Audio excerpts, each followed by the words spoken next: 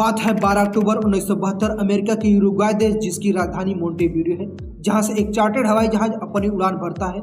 यह हवाई जहाज चिली देश की राजधानी सैंटियागो में, जिसमें कुल 45 पैसेंजर बैठे हैं, जिसमें कुछ रग्बी प्लेयर्स भी हैं और उनके साथ बैठे हैं उनके सगे संबंधी, उनके रिलेटिव जो उनका मैच देखने जा रहे हैं। यह उड़ान सिर्फ 3 घंटे में ही समाप्त हो जाती, क्योंकि यूरुग्वाय से सैंटियागो का हवाई जहाज से रास्ता सिर्फ 3 घंटे का था। लेकिन ऐसा नहीं हुआ, क्योंकि रास्ते में आती है एंडीज की विशाल पहाड़ियां। साउथ अमेरिका में स्थित माउंट रेंज दुनिया की लॉन्गेस्ट माउंट रेंज, जो कि 5500 मील लंबी और 8900 औसत ऊंचाई में हिमालय पहाड़ी के बाद दूसरे स्थान पर सबसे ऊंची पहाड़ी यही की मानी जाती है।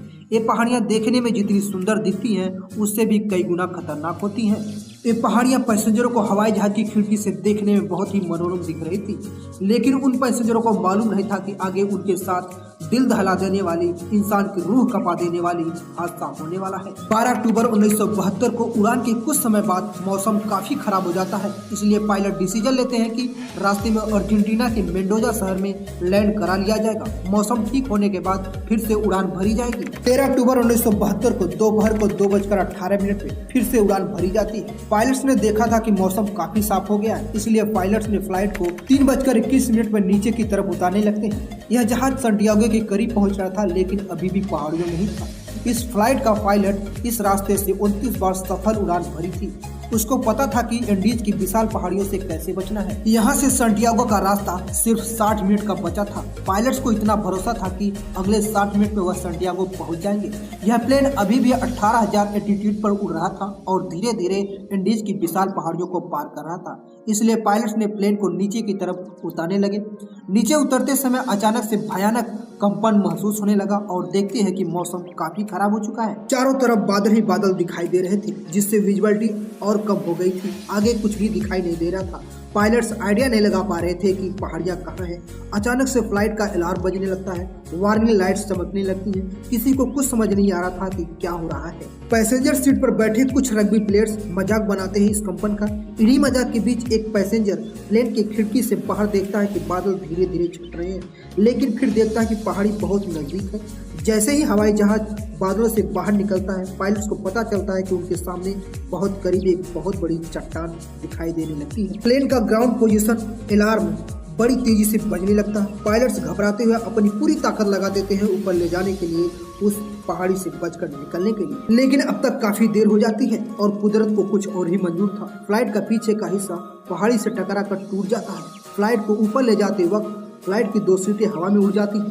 3 पैसेंजर हवा में गायब हो जाते हैं। कुछ और सेकंड तक यह प्लेन हवा में ऊपर जाता रहता है, फिर अचानक से नीचे गिरने लगता है। कुछ सेकंड बाद एक और टक्कर होती है। इस बार प्लेन का लेफ्ट विंग भी टूट जाता है। इस बार भी कुछ और पैसेंजर हवा में उड़ जाते हैं। अब प्लेन का सिर्फ आगे का हिस्सा बचा था, जो किसी ग्लेशियर पे जाके गिरता है। 350 किलोमीटर प्रति घंटे की स्पीड से ग्लेशियर पर स्लाइड करते हुए और 700 मीटर नीचे आकर फाइनली एक और टक्कर होती है। प्लेन का सब कुछ तहस-नहस हो गया। प्लेन पूरी तरह से टूट जाता है। प्लेन का सारा सामान बाहर आ जाता है और प्लेन के 2 पायलट्स मारे जाते हैं।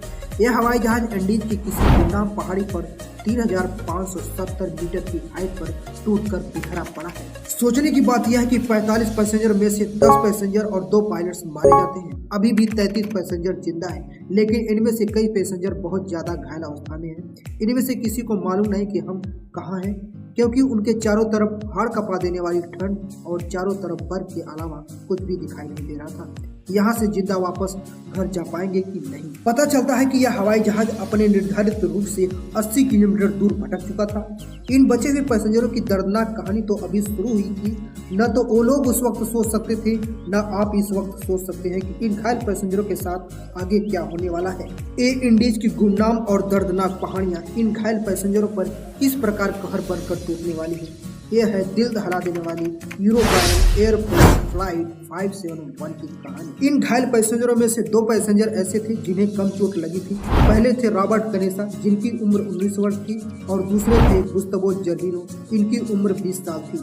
ये दोनों पैसेंजर मेडिकल के स्टूडेंट थे, तो उन्होंने तुरंत घायल पैसेंजरों को चेक करना शुरू किया, यह देखने के लिए कौन कौन जिंदा है और कौन कौन मरा है और कैसे इन घायल पैसेंजरों की मदद की जा सकती है। और पता चलता है इन घायल पैसेंजरों में से एक पैसेंजर फेर्नांडो पराडो, जिनकी उम्र 23 साल थी, जिनके सर में चोट लगने के कारण वह कोमा में चले गए थे। जितना इनसे हो सकता था ये दो मेडिकल स्टूडेंट घायल पैसेंजर की मदद करने में कोशिश कर रहे थे। और दूसरी तरफ परेशानी की बात यह है कि रात में यहाँ का तापमान -30 सेंटीग्रेड तक पहुँच जाता है, जिससे रात में यहाँ जिंदा रहना या जिंदा बच पाना नामुमकिन सा है। और अब शाम हो रही थी। रेस्क्यू टीम की 4 हेलीकॉप्टर भेजी गई। उन्होंने पूरा एंडीज की पहाड़ियां खंगाल डाली और उन्हें कुछ भी नहीं मिला, क्योंकि जहां प्लेन क्रैश हुआ था वहां घना कोहरा, सफेद बादल और दुर्भाग्यवश फ्लाइट का भी रंग सफेद था। इन्हीं कारणों से उन्हें कुछ दिखाई नहीं दे रहा था। बर्फीली पहाड़ियों में इन्हें ढूंढ पाना बहुत मुश्किल सा काम था। 13 अक्टूबर की रात बचे हुए पैसेंजर को बहुत भरोसा था कि आज की रात हम किसी तरह बिता लें, सुबह तक हमें कोई न कोई बचा ही लेगा। और उन्होंने क्रैश फ्लाइट में एक शेल्टर बनाया और बचे हुए पैसेंजर वहां रात गुजारी। ये रात इनकी जिंदगी की भयानक रात थी, लेकिन उन्होंने जीने की उम्मीद नहीं छोड़ी थी। उनको उम्मीद और विश्वास था कि रात के उस पार नया जीवन, नया सवेरा इंतजार कर रहा है। और जैसे तैसे रात बीत जाती है, लेकिन जब सुबह होती है तो देखा जाता है कि 5 पैसेंजर रात की ठंड को नहीं झेल पाते और अब जिंदा पैसेंजरों की संख्या 33 से घटकर 28 हो जाती है। सुबह 14 अक्टूबर 1972 को पैसेंजरों की खोज में रेस्क्यू टीम 11 हेलीकॉप्टर से फिर से निकलती है, लेकिन उनके सामने वही परेशानी थी। सफेद बर्फ में प्लेन दिखाई नहीं दे रहा था। पैसेंजर अपने ऊपर से रेस्क्यू टीम की हवाई जहाज जाते देख बहुत इशारे किए, लेकिन रेस्क्यू टीम को कुछ भी दिखाई नहीं दे रहा था। तब पैसेंजरों ने सोचा कि प्लेन के टूटे हुए सामान और अपने सामान से एक क्रॉस का निशान बनाएं, तब हो सकता उन्हें दिखाई दे, लेकिन अभी भी उनको कुछ भी दिखाई नहीं दे रहा था। उस दिन 1 नहीं 2 नहीं बल्कि 3-3 हवाई जहाज उनके ऊपर से उड़ते हैं। ये चिल्लाकर इशारा करने की पूरी कोशिश करते हैं कि हवाई जहाज उन्हें नोटिस कर ले, लेकिन ऐसा नहीं होता। आज का दिन पूरी कोशिश में निकल जाता है। 15 अक्टूबर 1972 को बचे हुए पैसेंजर को पानी की बहुत आवश्यकता होती है। जिंदा रहने के लिए वो पानी को एकत्रित करने के लिए मेटल शीट का प्रयोग करते हैं, सोलर कलेक्टर के तौर पे, जिससे धूप को केंद्रित करके बर्फ को पिघलाया जा सके, और बूंद बूंद करके पानी को कलेक्ट करते हैं, जिससे उनकी पानी की समस्या तो दूर हो गई। क्रैश के 3 दिन बाद 16 अक्टूबर 1972 को फेर्नांडो पराडो कोमा से जाग उठते हैं। जैसे ही उनको होश आता है, उनको पता चलता है कि प्लेन क्रैश में उनकी मां मारी जा चुकी है और उनकी बहन का बहुत बुरा हालत है। पराडो अपनी बहन को बचाने का बहुत प्रयास करते हैं, लेकिन दिन पर दिन उनकी हालत बहुत खराब होती जाती है और क्रैश के 8वें दिन पराडो की बहन भी चल बसती है। पैसेंजरों की हालत बहुत खराब होती जाती है, क्योंकि इनके पास खाने पीने का सामान खत्म हो रहा था और सबसे बड़ा खतरा वहाँ का तापमान -30 सेंटीग्रेड था। जैसे तैसे पैसेंजर 8 दिनों तक सरवाइव कर चुके हैं। अब आता है 21 अक्टूबर 1972। क्रैश के 8 दिन बाद रेस्क्यू टीम अब अपने हाथ खड़े कर देती है। उन्हें लगा 8 दिन में कोई पैसेंजर का अता पता नहीं चला तो सर्च ऑपरेशन को बंद किया जाए। बहुत कम चांस है कि -30 सेंटीग्रेड में कोई अब तक जिंदा होगा। इसी बीच एक पैसेंजर को ट्रांजैक्शन रेडियो प्लेन के सीटों के नीचे पड़ा मिला। उन्होंने उसे एक बड़े से एंटीना बनाकर चालू करने की कोशिश की। रेडियो तो चालू हुआ, लेकिन उसमें 1 वे कनेक्शन था, यानी उसमें से आप मैसेज सुन सकते थे, लेकिन आप उसमें से मैसेज भेज नहीं सकते थे। रेडियो ऑन करते ही क्रैश के 11 दिन बाद इन्हें पता चला कि सर्च ऑपरेशन बंद किया जा चुका है।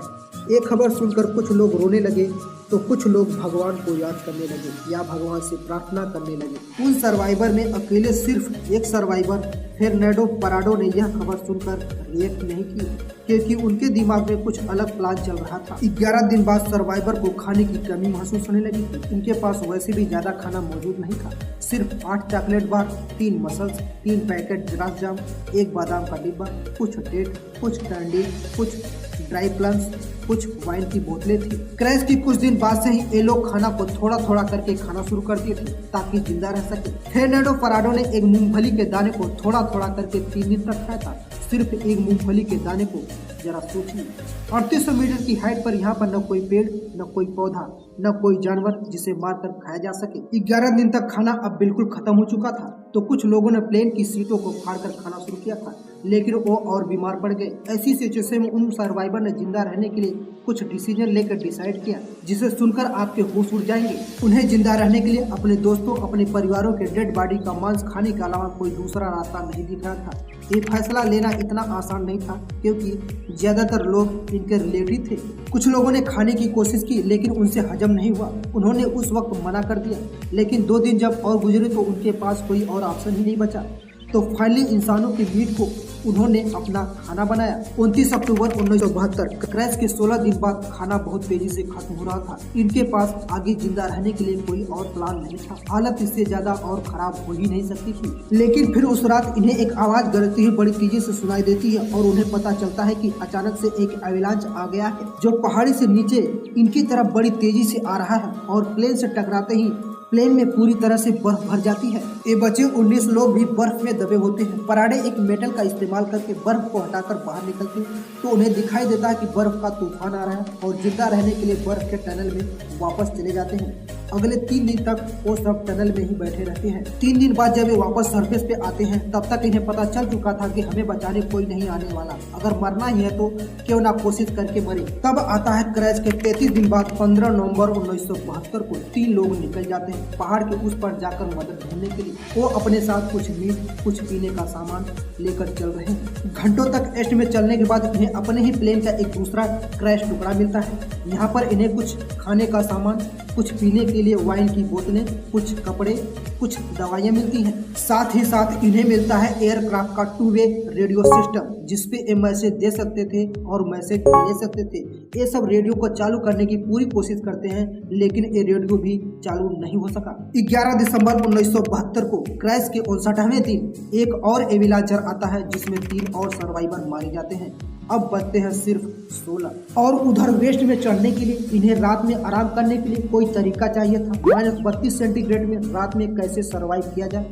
तभी उनको एक आइडिया आता है क्यों ना हम अपने कपड़ों को पकड़कर बड़ा सा कपड़ा बनाकर हम तीनों उसे एक साथ पहनकर किसी तरह रात बिताएं और वो सब यही करते हैं। अगला दिन 12 दिसंबर 1972 को 2 महीने पूरे हो जाते हैं। क्रैश को ये 3 बहादुर आदमी वेस्ट की दिशा में पहाड़ पर चढ़ते रहते हैं और वो रात को उसी स्लीपिंग बैग में एक साथ सोते थे। इन्हें लगता था कि ये 3 दिन में पहाड़ी पार कर लेंगे इसलिए ये 3 दिन का ही मीट अपने साथ लेके आए थे। चलते चलते इन्हें चौथा दिन आ गया था लेकिन अच्छी बात यह है कि वे उस पहाड़ की चोटी पर आ चुके थे।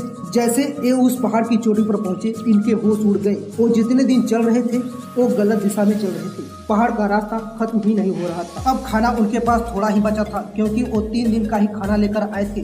तब उन्होंने फैसला किया कि यहाँ से अब 2 लोग आगे जाएंगे और 1 लोग क्रैश पॉइंट पर वापस चले जाएंगे। इस वजह से विजिटर वापस चले जाते हैं। पराडे और कनेसा आगे बढ़ते रहते हैं। उस पहाड़ पर चढ़ने से अनुमान हो जाता है और ये दोनों कई दिनों तक आगे बढ़ते रहते हैं। कई दिनों के मेहनत के बाद फाइनली इन्हें एक नदी की धार मिलती है। नदी की धार के साथ चलते चलते करीब 9 दिनों के बाद 20 दिसंबर 1972 को नदी के दूसरे छोर पर 3 लोग दिखाई देते हैं। ये चलते चलते बहुत थक चुके थे क्योंकि 9 दिनों में 61 किलोमीटर की दूरी तय कर चुके थे। अब मंजिल उनके सामने थी। इन्होंने उनसे मदद की गुहार लगाई लेकिन उन्होंने बोला तुम्हारी मदद के लिए कल हम सुबह फिर आएंगे। उस दिन उन्हें कोई मदद नहीं मिल पाई। अगले दिन विलेजर्स वापस आते हैं। एक कागज के टुकड़े को पत्थर में लपेट के नदी के उस पार लैंडो पराडो ने उस घटना के बारे में सब कुछ उस पर लिख दिया। जब ये खबर उस विलेजर ने पढ़ी तो वह आश्चर्यचकित रह गया और उसे मालूम था कि कुछ दिन पहले एक प्लेन क्रैश हुआ था।